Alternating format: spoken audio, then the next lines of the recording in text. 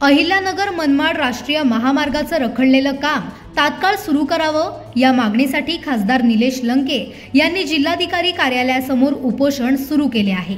गेल्या अनेक वर्षांपासून या महामार्गाचे काम रखडलेले आहे। काम सुरू झाल्यानंतर काही महिन्यातच ठेकेदार हे काम सोडून जात असल्याने या महामार्गाचा प्रश्न अद्यापही सुटलेला नाही। दरम्यान यावर्षी या महामार्गाची नव्याने निविदा काढून महामार्गाच्या प्रत्यक्ष कार्यारंभ आदेश काढून 2.5 महिने उलटले आहेत, तरी देखील प्रत्यक्ष कामाला सुरुवात झालेली नाही। खासदार निलेश लंके उपोषणाला बसल्यानंतर राष्ट्रीय महामार्ग प्राधिकरणाच्या अधिकाऱ्यांनी उपोषण स्थळी लंके यांची भेट घेऊन काम सुरू करण्याबाबत खासदार लंके यांना माहिती दिली। मात्र महामार्गावर मोठ्या प्रमाणात खड्डे झाल्यामुळे अनेक अपघात झाले आहेत। मागील 3 वर्षांमध्ये 388 जणांचा मृत्यू या महामार्गावर झाला आहे।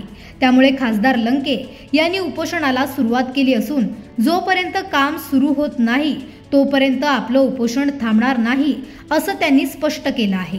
त्या 21/3/2025 ला निविदा निघल्या आणि टेंडर प्रक्रिया पूर्ण झाली आणि 29/4/2025 ला त्याची वर्क ऑर्डर सुद्धा झाली।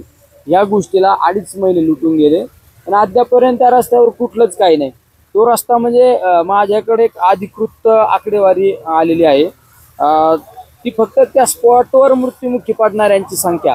एखाद्याचा त्या ठिकाणी ऍक्सिडेंट झाला, तिथून नगरला पेशंट आणलं, तिथून जास्त सिरियस झालं तर पुण्याला नेलं, हॉस्पिटलमध्ये त्याचा मृत्यू झाला तर ती महानगरपालिकेत नोंद झाली, नगर महानगरपालिका असो किंवा पुण्यात असो, अशा वेगवेगळ्या ठिकाणी झाले।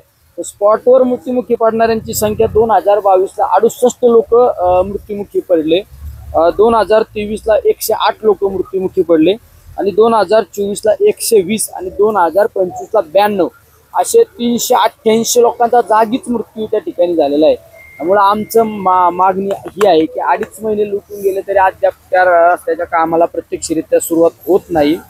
त्याची टेंडर प्रोसिजर होऊन सुद्धा तर रस्त्याच्या कामाला प्रत्यक्षरित्या सुरुवात झाल्याशिवाय मी काही उठणार नाही।